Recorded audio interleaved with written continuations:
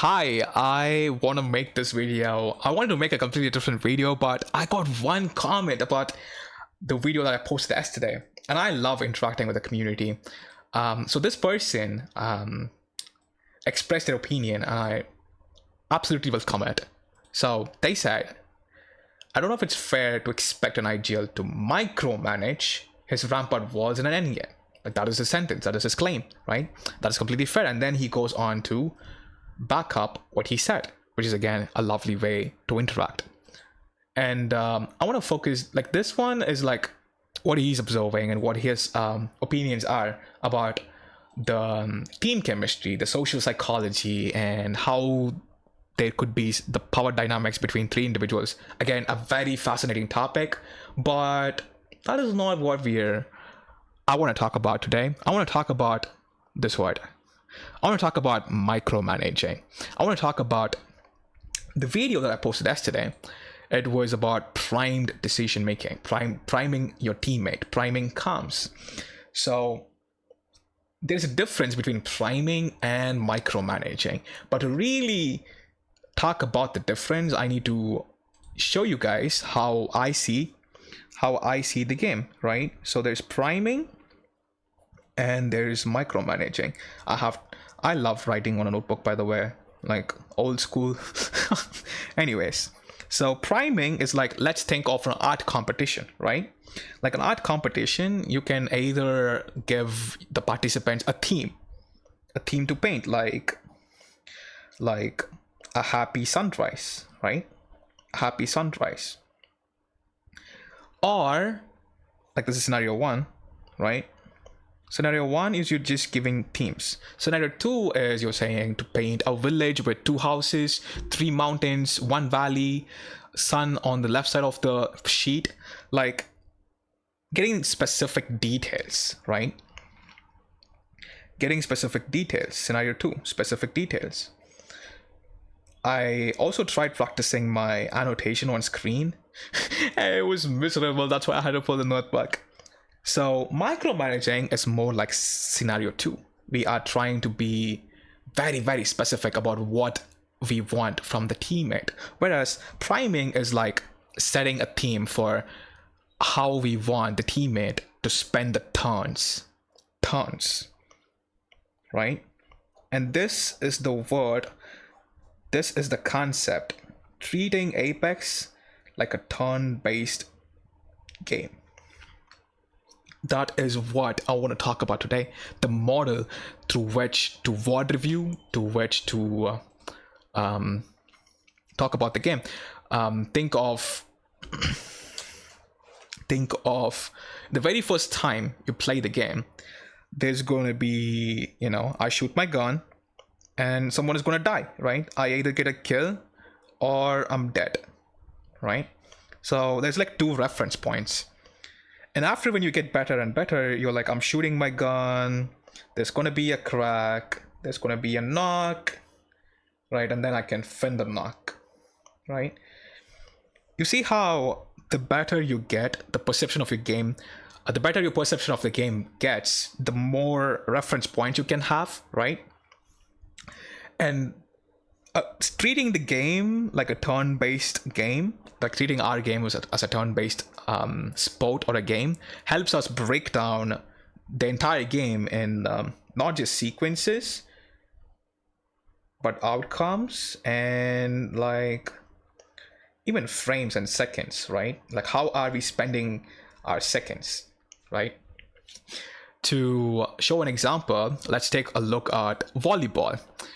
Think of volleyball, think of tennis, think of table tennis.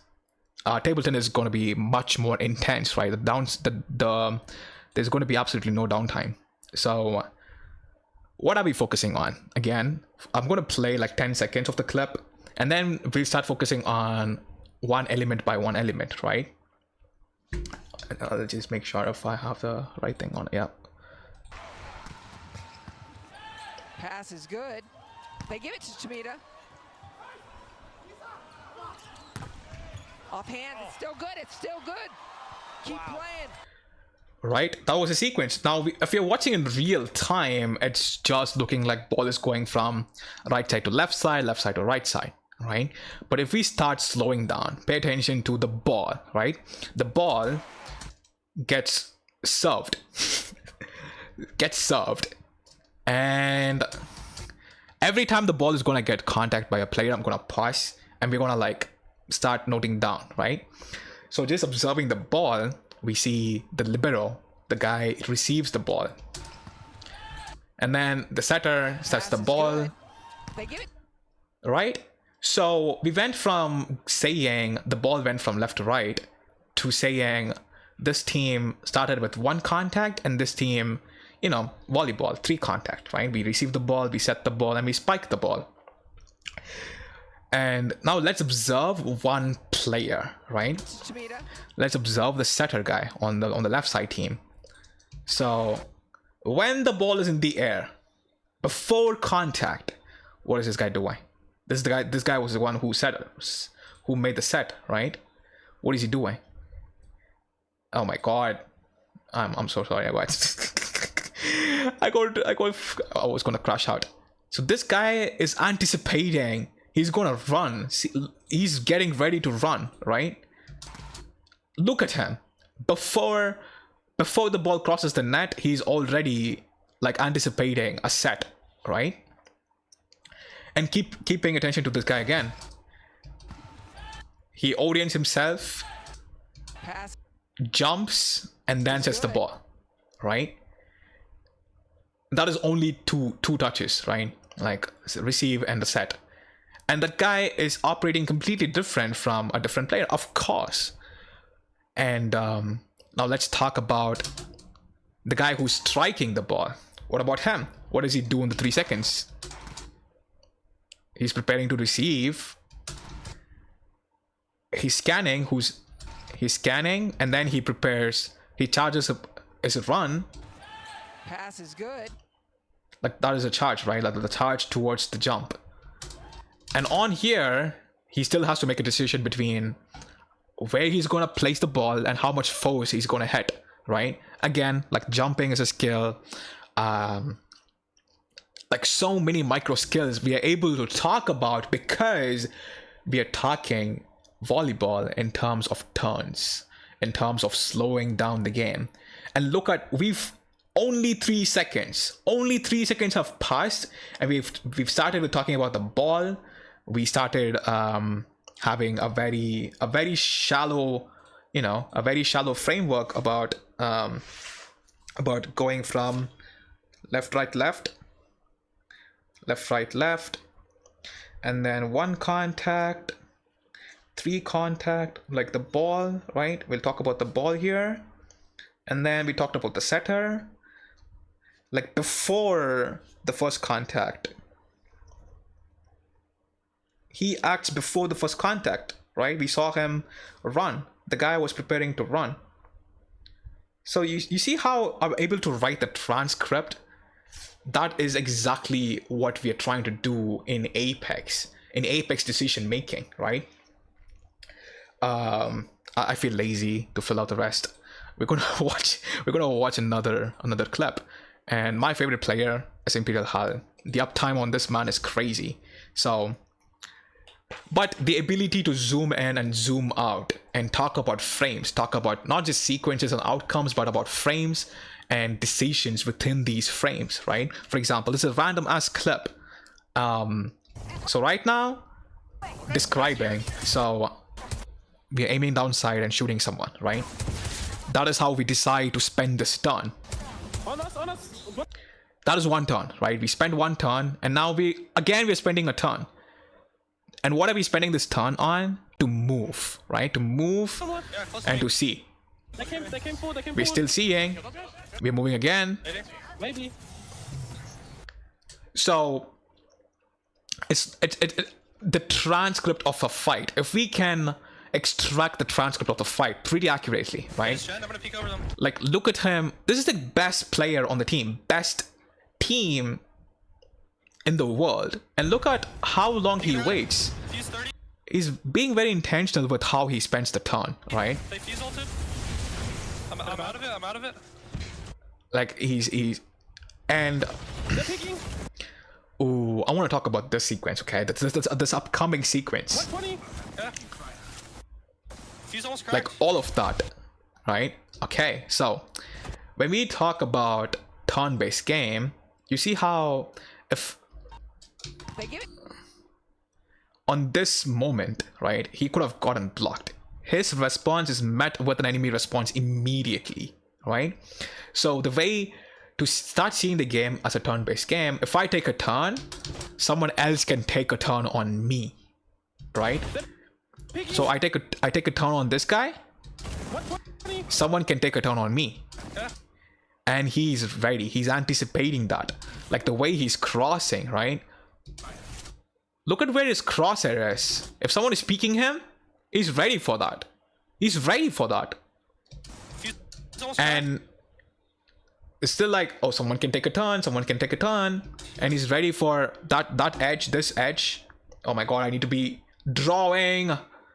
Yeah, so that edge, like in the back, like the way he slows down his crosshair. And now look at this. So I'm taking a turn again. This is a very short turn, right? Very short turn, and he's like, someone is gonna take a turn on me, right? And he's ducking behind cover. And this guy took a turn, right? This guy took a turn. If he was staying there, he gets clipped, bro. He gets clipped. So this discipline in how tight you can play, how you can spend your turns, that gets trained when we see the game through this lens of turn-based game, right? I'm starting to feel I'm doing a terrible job of explaining this. So we have two things that happens in Apex, okay? So how people spend their turn. We get to evaluate how the quality of their turn, basically. Quality of turns and what they do between the turns, right? What do you do between the turns? How much are you anticipating? And this is a legitimate skill, right? I think Imperial has the best player because he's able to anticipate more. He's able to not just anticipate, but also be prepared for the worst case scenario that can happen to him, right? And in Apex, the turns work a little differently. The rules are different in Apex turns and volleyball turns, right? For example, in volleyball, you can't strike the ball at the same time as the enemy, as your opponent, right? The ball, you hit the ball and then it falls to him, right? And similar for him. Like there is like a very defined way of how, like if I take a turn, if I'm spiking, the enemy can't be spiking at the same time, right? Because there's only one ball, right? But in Apex, if I start shooting my gun, he can start shooting after I finish shooting, or like think of this as like the activity, you know, bar, or he can start shooting in the middle of my shots, right? Like tick tick tick tick tick, and on like 10th bullet he shoots his first bullet, but I can still complete my clip. I can still choose to complete my clip, like 27th bullet here, right? Or we could shoot at the same time, right?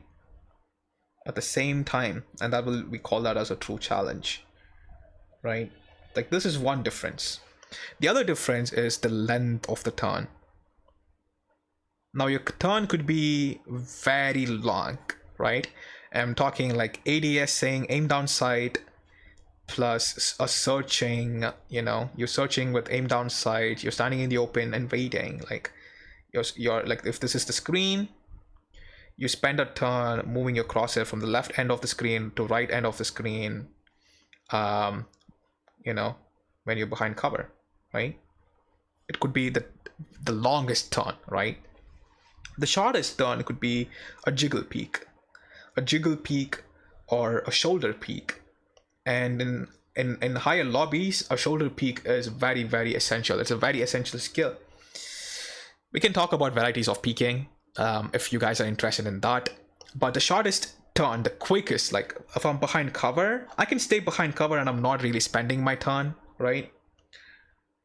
But if I'm going to be shooting my gun, like 27 bullets, that's like 1.5 seconds, right?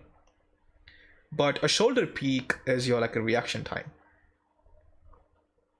right? It's going to be in milliseconds, like around like give or take like 200 to 500 milliseconds, right? That is the most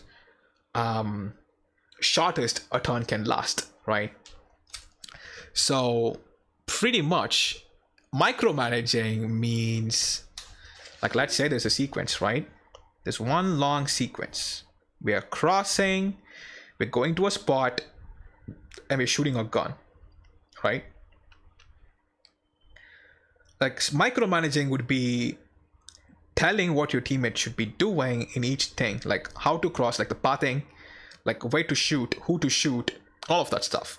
Whereas priming is more like, you say it one time, like at the beginning, before the beginning of the first turn, you say, hey, I want you to play safe, I want you to stabilize a spot, and you let the player think for themselves on how they want to spend their turn, right? That is the difference between priming and micromanaging.